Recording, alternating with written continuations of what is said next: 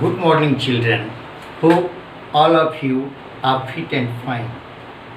Now that we have learnt addition and subtraction and solved a number of problems based on addition and subtraction of numbers, today we are going to discuss word problems from your book.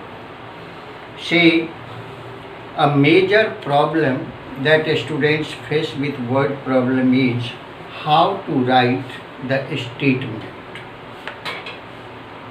मैं इस बारे में बस इतना ही बोलूँगा कि don't worry much, learn to write the statements, try to be precise.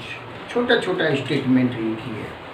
कई बार बिना स्टेटमेंट के भी कैलकुलेशन आप करते हैं, यू आर इक्वली करेक्ट, लेकिन आप जो आंसर देते हैं, जिस तरह से क्वेश्चन पूछा जाए उसी तरह से आंसर लिखिए। जैसे हम लोग क्वेश्चन डील करेंगे और बीच बीच में बात करते रहेंगे। क्वेश्चन नंबर 13,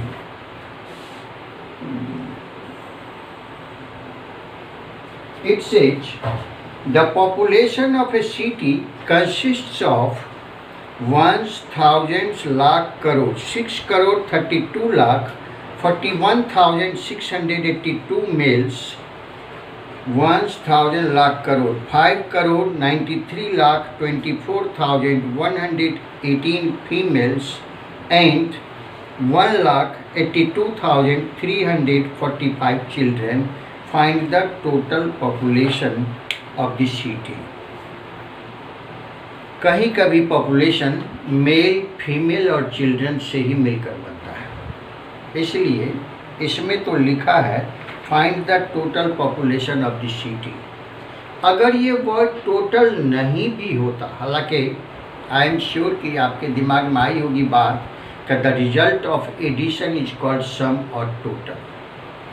तो यहाँ टोटल पूछा है, मतलब ऐड करना है, operation of addition is involve. ये इट में ऑब्वियसली स्ट्राइक यू, लेकिन अगर वो नहीं भी होता, सीधे लिखा होता find the population of the city, तो पॉपुलेशन कहीं का भी मेल, फीमेल और चिल्ड्रन से ही बनता है। Now how to write the statements. मैंने कहा ट्राई टू बी प्रिसाइज। लिखिए number of males equal to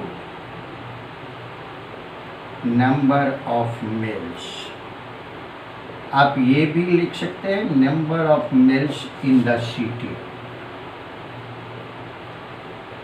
in the city equal to, जो लिखा है लिखिए number of females, number of females in the city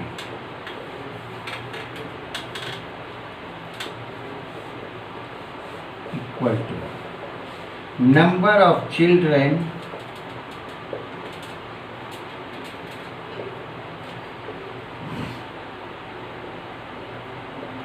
in the city equal to। आप मेरी तरह डॉट डॉट नहीं डालेंगे, आप वो लिखेंगे जो इसमें नंबर लिखा हुआ है, वो लिखेंगे। ध्यान देने की बात है, हमने तीनों लिखा कि what is the number of males in the city. Yes, word देखिए इसमें लिखा the population of a city, मैंने द लिखा है, बुक में अ लिखा है। वहाँ इंडिफिनिट आर्टिकल है, किसी सिटी के बारे में बात कर रहा है, लेकिन हम उस सिटी के बारे में बात कर रहे हैं जो क्वेश्चन में दिया हुआ है। Hence we need to take it as a definite article, and that's why I have used the word the. Number of males in the city this much, number of females in the city this much, number of children, ये तीनों लिख देते हैं आप, तो उसके बाद आपको क्वेश्चन देखने की या बुक देखने की ज़रूरत नहीं रह जाती। आप लिखिए उसके बाद total population of the city, total population of the city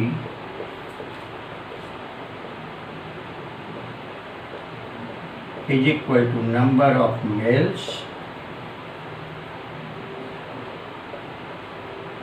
plus number of females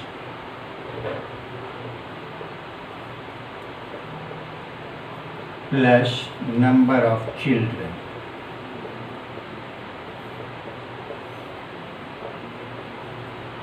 equal to this plus this plus this।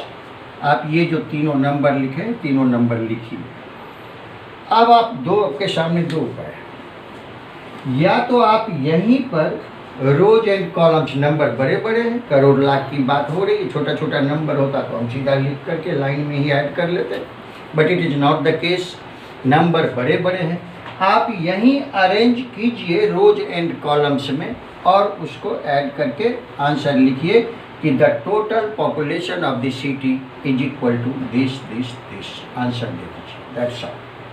आप दूसरा उपाय कर सकते हैं, आप ये तीनों नंबर लिखते हैं, रफ कॉलम में उस नंबर्स को रोज एंड कॉलम्स में अरेंज करते हैं और यहाँ डायरेक्ट आंसर देते हैं equal to this much, answer. दोनों ही चीज़ें इक्वली करेक्ट हैं and both the ways are acceptable. इसलिए आप इस तरह से चलते हैं। अगर कोई बच्चा इतनी बातों का ध्यान नहीं करता है, वो सीधा रोज एंड कॉलम्स में अरेंज करता है, मेल को फीमेल जितना है, फीमेल जितने हैं और चिल्ड्रेन जितने हैं सारे को, और ऐड करता है, उसका भी आंसर वही आएगा। लेकिन प्रेजेंटेशन ज़रूरी है और प्रेजेंटेशन मैटर करता है, इसलिए आप ये लिखना कोई कठिन भी नहीं है, आप लिखिए, आदत हो जाएगी। और अच्छी आदत डालना बहुत अच्छी बात है, एक अच्छी आदत डालना एक बहुत ही अच्छी बात है। So don't try to be precise but be clear, और वो आप लिखिए। Next to it is question number 14। अगर आप कहीं मान लीजिए कहीं प्रॉब्लम होता है वीडियो देखने के बाद कि पता नहीं सर ने इसमें क्या कहा था, तो आप फिर से देखिए वीडियो, एक बार देखिए, 2 बार देखिए, 3 बार देखिए। यही तो बेनिफिट है कि आप जैसे हम लोग क्लास में रहते हैं उससे बेहतर बनाने के लिए ये सब हो रहा है, भले ही मजबूरी में हो रहा है। आप चाहे तो बड़ा पॉजिटिव वे में इसको ले सकते हैं और बड़े मज़े में आप खूब एंजॉय करेंगे। क्लास में तो दिन में पढ़ के गए, पढ़ाई के समय आपको बड़ा मज़ा आया, बड़ा इजी लगा, और घर जाकर कुछ भूल गए कि पता नहीं सर क्या बोले थे, इस जगह क्या करना था, और तो उस समय परेशान हो जाते हैं कि कैसे हेल्प ले, देर हो गई है, पता नहीं सर फ्री होंगे या नहीं होंगे। और कई बार ऐसा होता भी है कि सर ही कहीं बिजी है या मोबाइल कहीं और है, बात नहीं हो पाई और आप परेशान हो जाते हैं। यहाँ तो वीडियो आपके पास है, आप देखिए, जितनी बार मन हो, जितनी बार ज़रूरत हो उतनी बार देख सकते हैं। Next question is the cost of 3 properties are 3,84,56,721, 4,53,24,567 and 5,78,34,532 respectively. Find the total cost of the 3 properties. आप कोई स्टेटमेंट मान लीजिए नहीं लिखना चाहते, मत लिखिए, लिखा भी नहीं कि किसका क्या काम है, किसकी क्या कीमत है। आप सीधा अरेंज कीजिए 384, 56, 721। Next one is 4, 53, 24, 567, 578,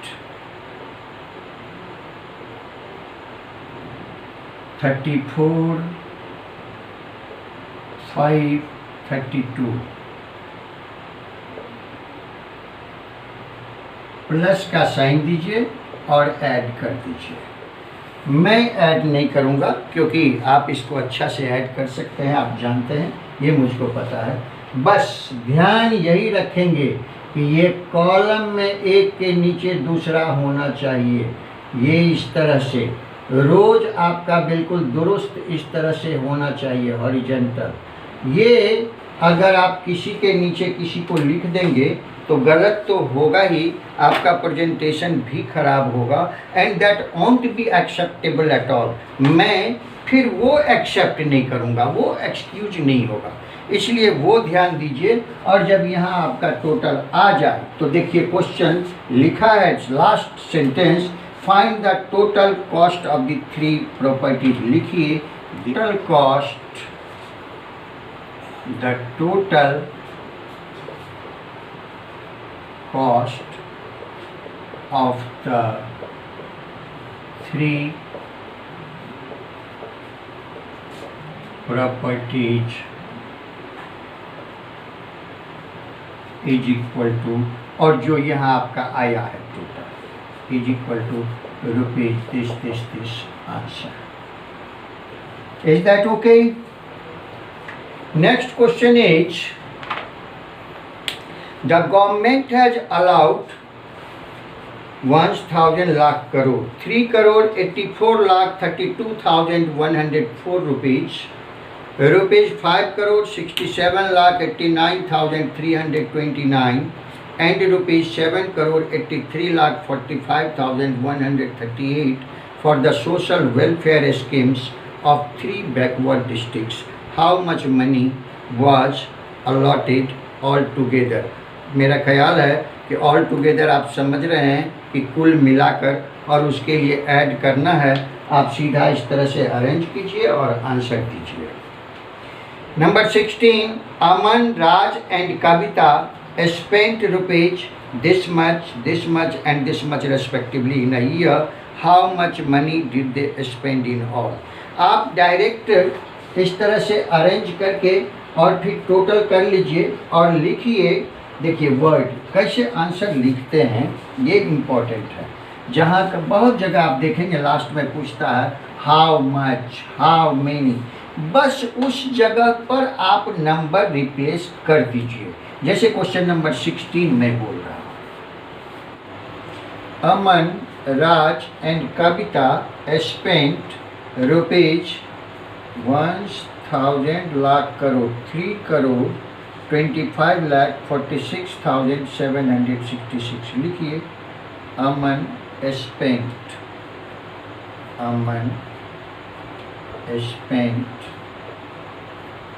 rupees 3 crore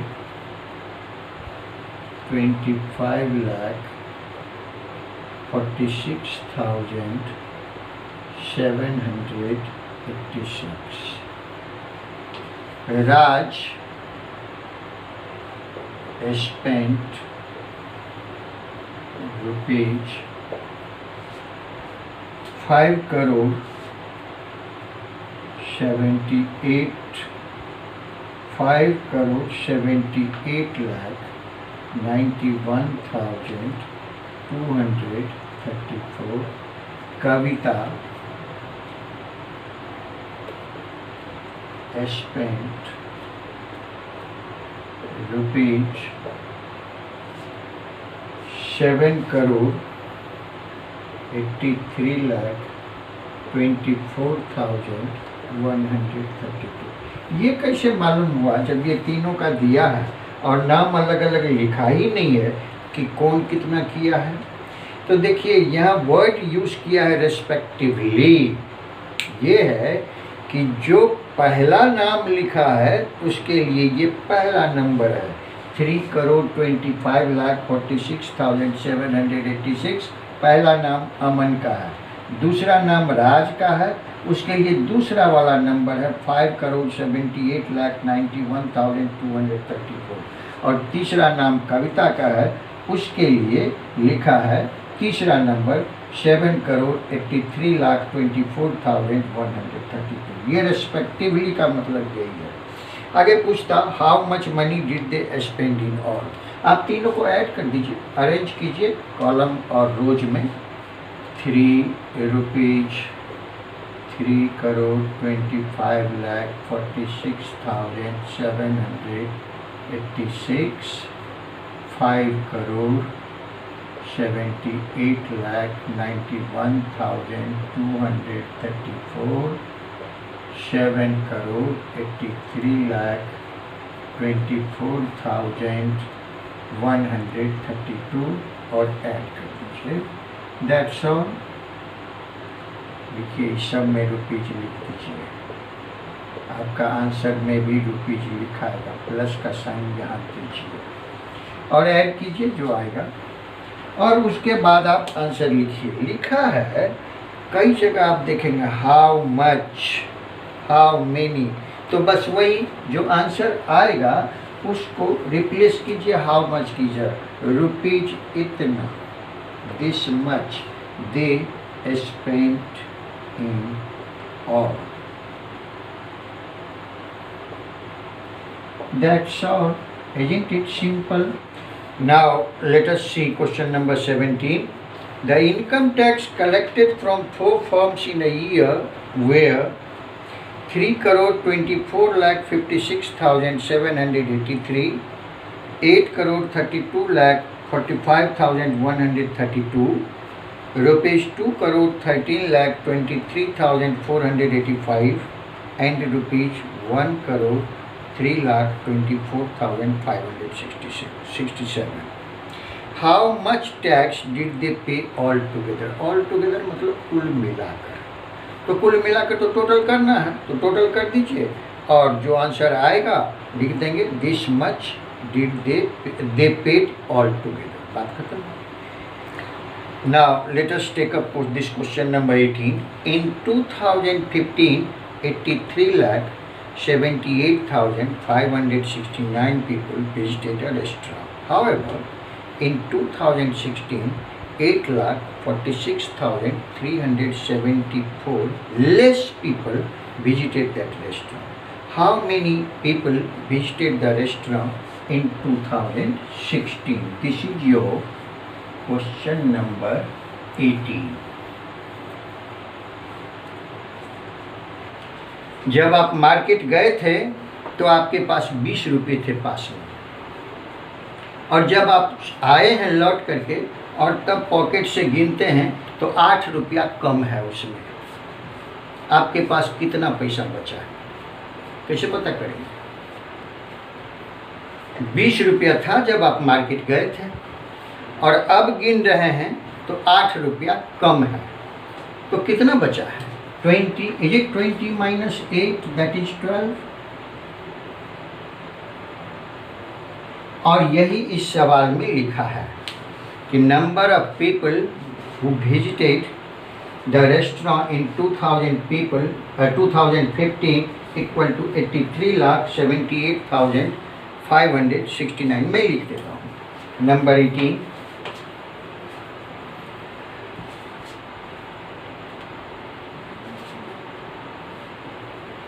Number of people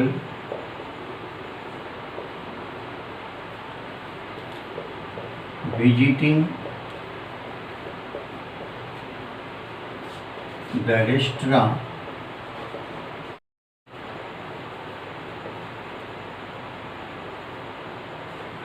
in 2015 is equal to 83,78,569. In 2016,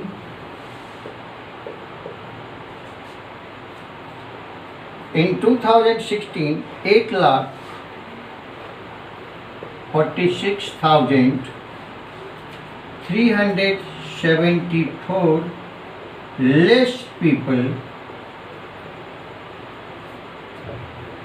visited the restaurant.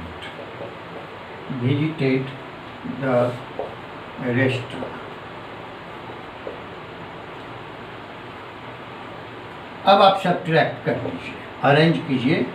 83, 78, 5, 6, 9, 8, 4, 6, 3, 7, 4 subtract कर लीजिए। जो भी यहाँ आए आप लिखिए। Therefore the number of people visiting the restaurant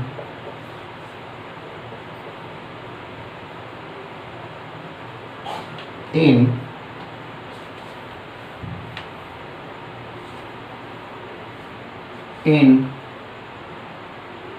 2016 is equal to, और जो आपका आया है सब्ट्रैक्ट करके लिख दीजिए, दैट्स ऑल, यही आपका आंसर है। अगर कहता मोर पीपल तो ऐड कर देते, तो दो ही बात तो होगी कि या तो कम लोग गए वहाँ या ज़्यादा लोग गए, तो कितने लोग गए। अब हम लेंगे क्वेश्चन नंबर 19, और बड़ा थोड़ा इंटरेस्टिंग क्वेश्चन है, आप करेंगे अच्छा लगेगा। हालांकि बात इतनी ही है, मैं पढ़ता हूँ question. The sales proceeds of a company in the first year was 9,35,486। पहला साल, फर्स्ट, सेकेंड, थर्ड, फोर्थ, ये सब को बोलते हैं ऑर्डिनल नंबर्स। ऑर्डिनल नंबर जो ऑर्डर बताता है, पहला। तो फर्स्ट ईयर में सेल प्रोसीड्स था नंबर 19, इट इज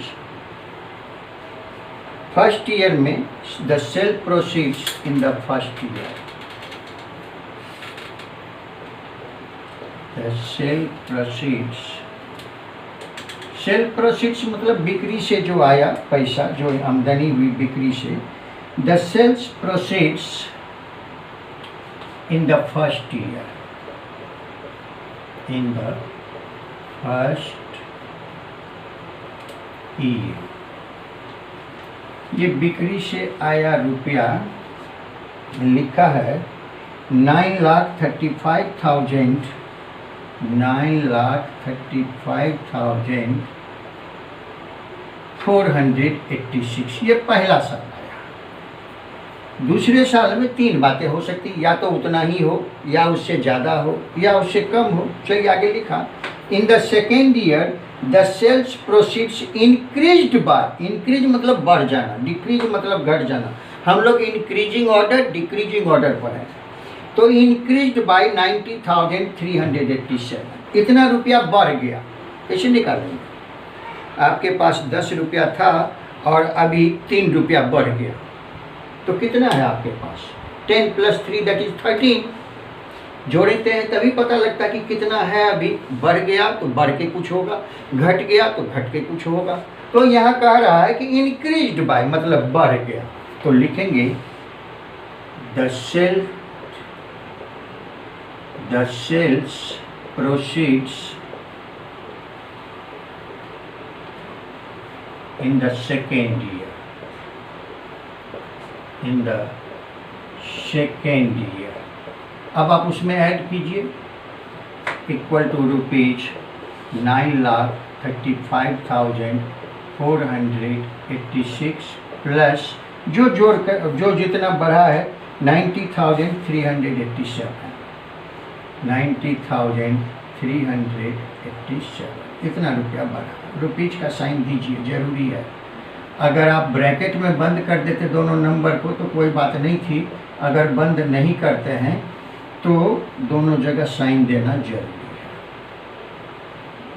ये दीजिए, आप यहीं पर रफ रोज और कॉलम में अरेंज करके और फिर आप ऐड कर लीजिए, तो सेकेंड ईयर का निकल जाएगा आपको। आप चाहें तो ये दोनों को रोज एंड कॉलम में आप रफ कॉलम ड्रॉ करते ही हैं, उसमें निकालिए, ऐड कीजिए, लेकिन वो कैलकुलेशन दिखाना मस्ट है। बिना कैलकुलेशन के आपका होगा भी नहीं। और ये इसका उपाय वही है कि आप रफ कॉपी में बना लीजिए और इसमें नोट कर लीजिए, but that is not permitted. एकदम नहीं एक्सेप्ट होगा, एकदम नहीं होगा। रफ वर्क शो करना ही है, चाहे आप यहाँ रफ कॉलम जो ड्रॉ किए हैं और उस काम के सामने ही होना चाहिए रफ कॉलम, रफ वर्क। अगर मान लीजिए थोड़ा ऊपर नीचे होगा तो चलेगा, but on the same page होना चाहिए। ये आप कीजिए, और करने के बाद ये आंसर आ गया सेकेंड ईयर का। कहता है कि and in the third year it increased by 1,34,201 over the second year. तो जब तक सेकेंड ईयर का निकालेंगे नहीं तब तक थर्ड ईयर का निकालेंगे कैसे? तो जब ये आपका मालूम हो जाए तब नीचे लिखिए the sales proceeds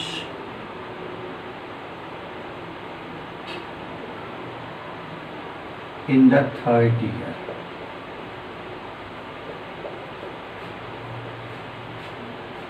in the third year.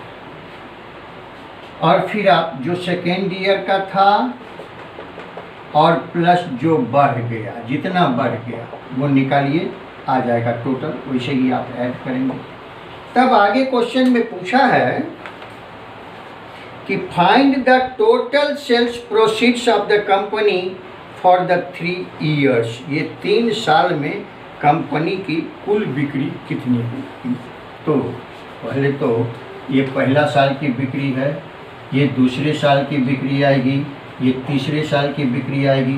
तीनों को ऐड कर देंगे, लिखेंगे the sales proceeds of the company for the 3 years equal to this plus this plus this. और फिर आप अरेंज करके ऐड कर लेंगे, वही आपका आंसर होगा। तो चलिए क्या क्या करना पड़ा। पहला साल का दिया था, दूसरे साल का ऐड करके निकालना पड़ा कि इतना रुपया बढ़ा है।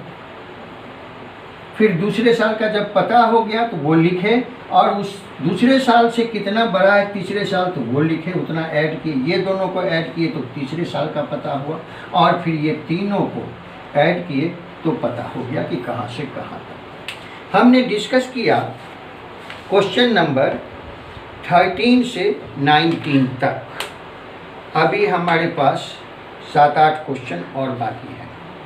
मेरा ख्याल है कि वो हम लोग दूसरे दिन करेंगे। एक ही दिन में बहुत परेशान होने की ज़रूरत नहीं है। इतना ही काम मैं आपको दे रहा हूँ, आप इतना ही काम करेंगे, एंजॉय करेंगे, खुश रहेंगे।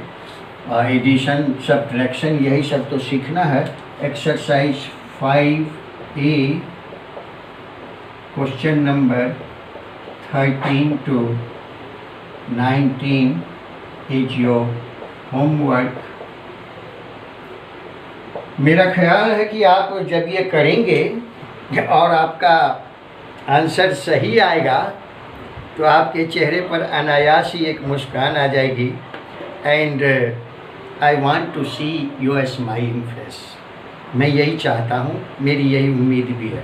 और आप खुद से करेंगे, मैंने कहीं एडिशन सब्ट्रैक्शन किया नहीं, क्योंकि मुझे भरोसा है कि आप कर सकते हैं। आपने खूब अच्छी तरह से सीखा है और आपको अपने को टेस्ट करने का एक मौका भी मिलेगा।